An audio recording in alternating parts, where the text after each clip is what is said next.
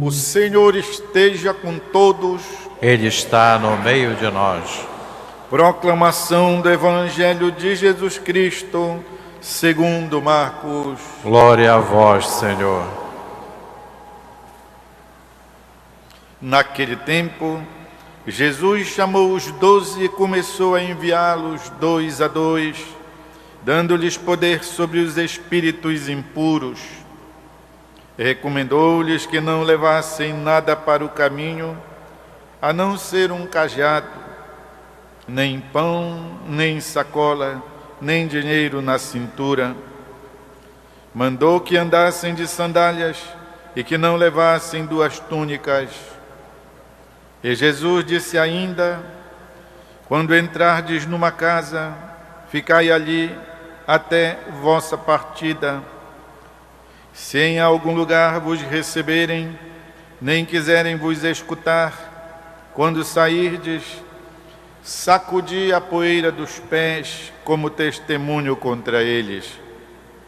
Então os 12 partiram e pregaram que todos se convertessem.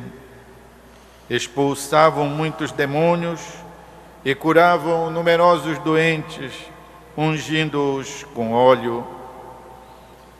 É palavra da salvação. Glória a vós, Senhor. Queridos irmãos e irmãs, a palavra de Jesus se verifica sempre na história da Igreja. Graças a Deus.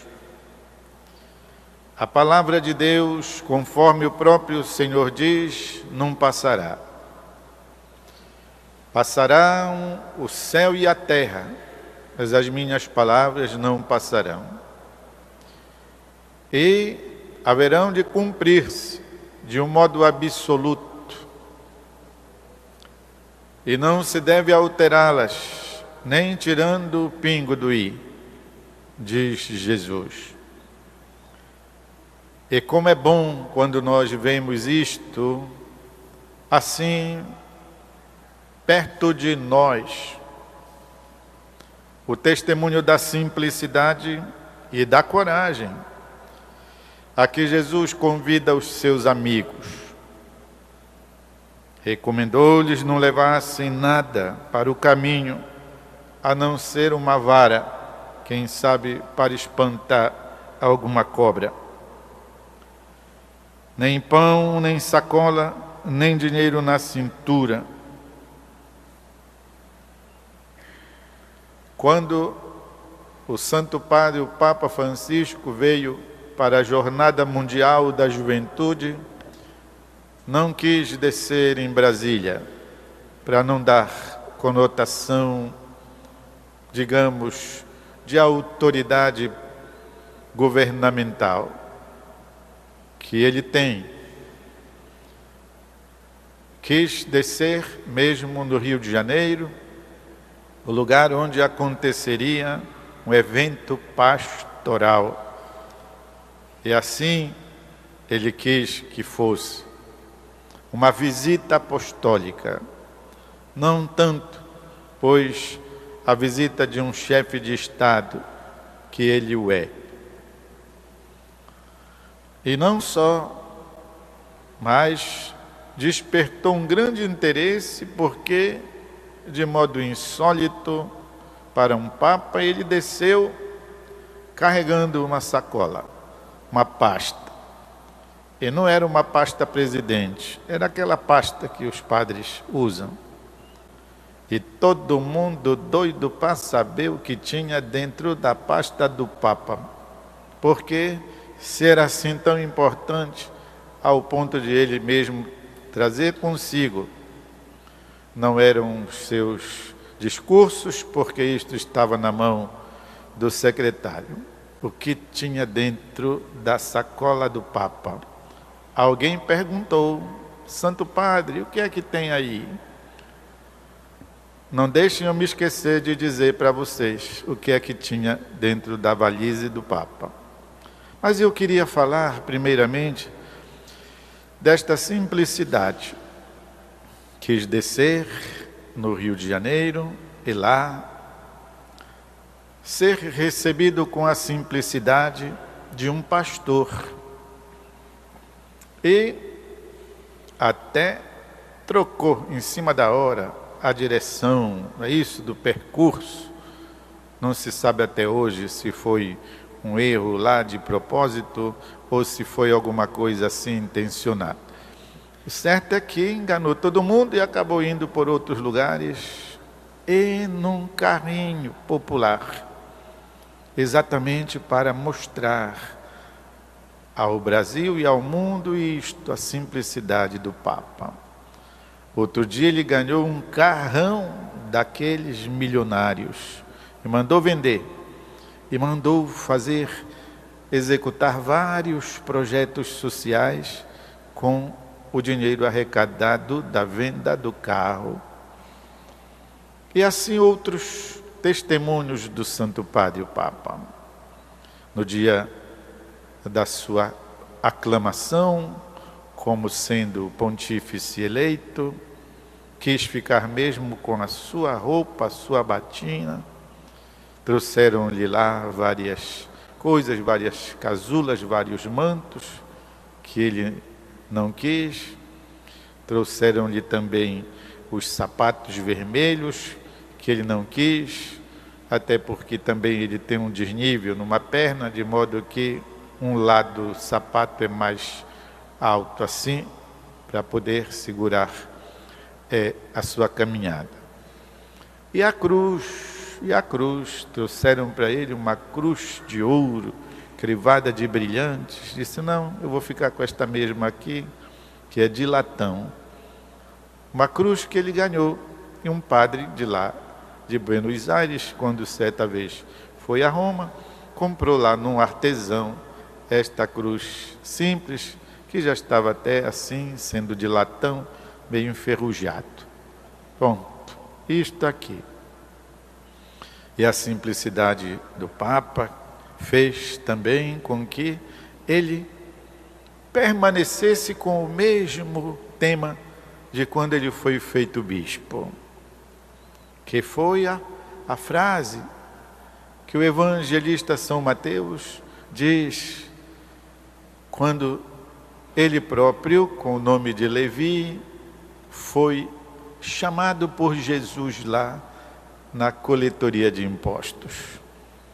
O lema, pois, do Papa é: e olhando para ele, cheio de misericórdia, o chamou. Ei, tu, vem cá.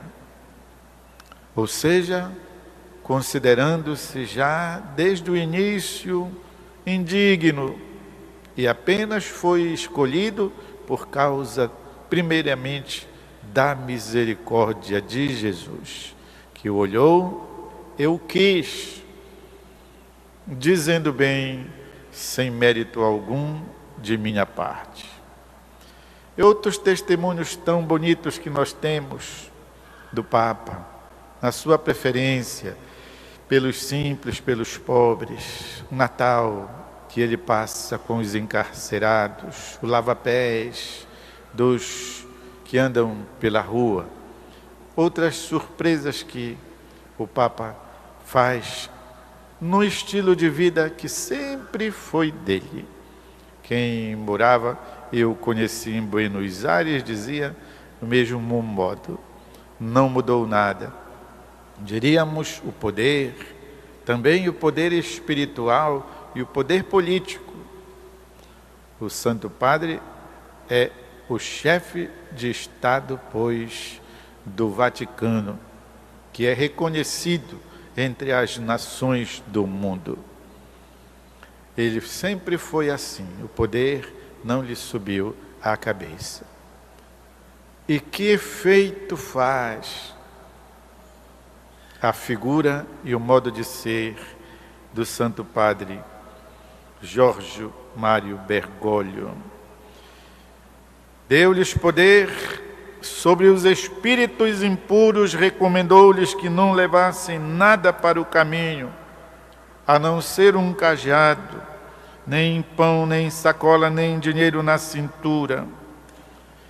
Mandou que fossem de sandálias e não levassem 2 túnicas.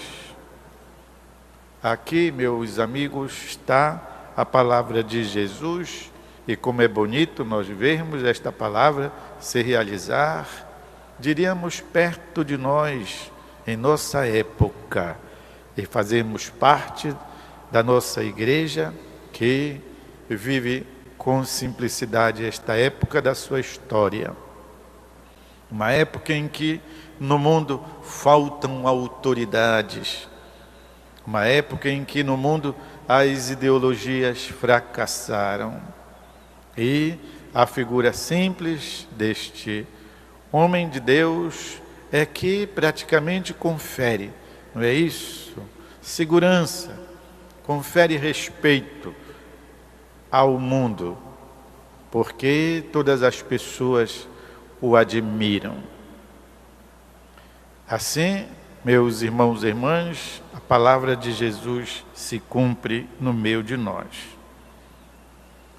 Quando o Santo Padre, o Papa, apareceu pela primeira vez lá na logia, ou seja, no balcãozinho lá na frente da Basílica de São Pedro, e foi anunciado, antes de abençoar o mundo e a cidade, é assim que se diz, a primeira bênção do Padre, do Papa, a bênção Orbe et Urbe, significa a bênção para o mundo e para a cidade de Roma, a Urbe. Ele fez um pedido, antes de se impor e benzer, pediu, o que foi? Me abençoem vocês. E depois o seu pedido contínuo, rezem por mim. Quando acompanhei a comunidade Shalom a Roma para festejar os 40 anos, e fomos na audiência dia 4 de março, fomos à audiência 4 de setembro, fomos à audiência na Sala Neve, lá no Vaticano. Então o recebemos. Alguns se colocaram na minha frente, pegaram o meu lugar. Eu não ia, empurrar ninguém, imagina já. Para ver o Papa dizer, ei, você pegou o meu lugar. Deixei. E fiquei assim um pouco à distância, portanto. E quando o Papa ia passando, eu fiz o que ele pede, o que ele diz. Dei uma bênção, certo? Para enquanto ia passando, eu o abençoei. E o fotógrafo de lá, que faz as fotografias oficiais, também colheu esse momento. Eu até tenho essa foto que alguém me deu, Padre Ramos abençoando o Santo Padre, o Papa Francisco. Pensem, meus irmãos e irmãs, que em outra época aconteceria isto, não é? Nunca.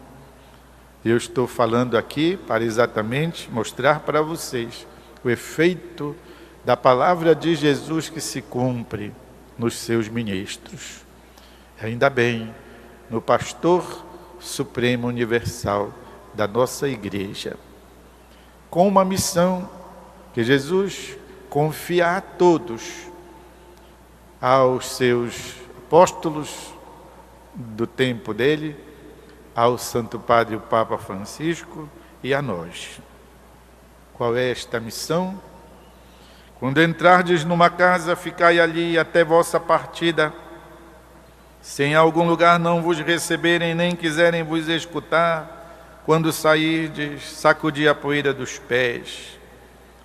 Então os 12 partiram e pregavam que todos se convertessem, expulsavam muitos demônios, curavam numerosos doentes, ungindo-os.